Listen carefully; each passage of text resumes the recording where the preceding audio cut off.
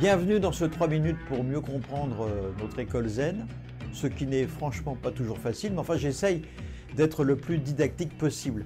Aujourd'hui nous allons, justement, puisque l'on parle de discours, parler du discours. Le texte nous dit dans cette 7e partie, dans l'obscurité, les discours raffinés et vulgaires se confondent, dans la lumière, les phrases claires et troubles se distinguent. Obscurité, discours raffinés, vulgaires, lumière, clair et trouble se distinguent. Vous voyez, il y a toujours ce rapport d'harmonie. Nous avons vu que tous les objets des sens, bien qu'étant séparés, ne peuvent agir qu'en étant parfaitement coordonnés, parfaitement en interaction. Le noir n'existe pas sans le blanc, et vice-versa.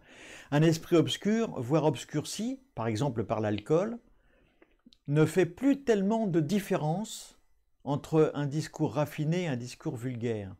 Et d'ailleurs, à ce propos, maître Kodo Sawaki, qui était le maître des Shimaru, demandait à son secrétaire de renifler la laine de toutes les personnes qui venaient le voir.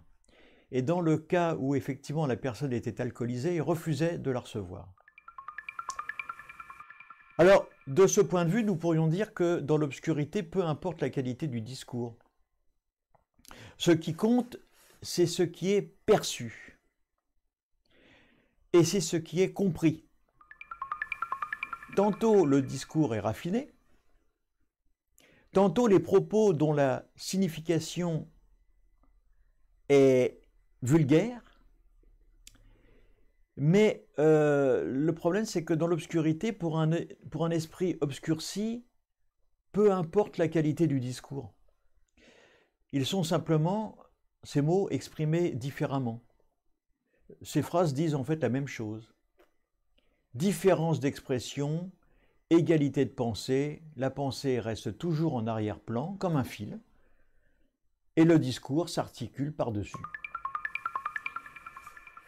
A contrario, dans la lumière, avec un esprit et une perception claire, ce qui est dit sans filtre et ce qui est raconté en arrière-plan, eh bien tous ces propos sont compris sans avoir besoin d'être analysés ou interprétés. On rentre un petit peu dans le mode de cette pensée Ichiryo dont je vous ai déjà parlé, la pensée sans pensée. Nous touchons là la profondeur d'esprit que certaines écoles appellent aussi la claire lumière. Vous avez peut-être déjà vu cette expression. C'est cette clarté d'esprit que nous touchons lorsque nous sommes en méditation. L'acte de penser, penser ER, est mis en arrière-plan. Et lorsque cela s'effectue, lorsque l'acte de pensée est donc mis en arrière-plan, eh bien le lâcher-prise arrive. On voit par ce qui vient d'être dit qu'il n'est pas nécessaire d'interpréter finalement. On peut recevoir, accueillir ce qui est dit. L'interprétation, c'est la fonction propre du mental, de l'ego.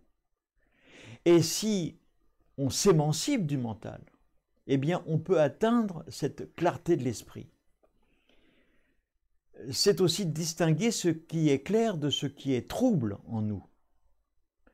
Toutes ces personnalités qui s'agitent au fond de nous, certaines sont écartées, d'autres sont amenées en avant, ce que je donne à l'autre, une image positive. C'est ce que j'appelle la face cachée de la lune et que vous devez découvrir à votre tour et accepter. C'est accéder à cette harmonie intérieure. S'entraîner à développer cette clarté de l'esprit permet de clarifier et de mettre en perspective la signification de ce que l'on est, de notre existence. Alors, les phrases claires et les phrases troubles s'harmonisent dans cette clarté de notre intériorité. Mais pour arriver à cela, il faut bien sûr un peu pratiquer la méditation et de temps en temps s'arrêter. Voilà. En attendant la prochaine vidéo, restez curieux, juste pour en savoir un peu plus. À bientôt.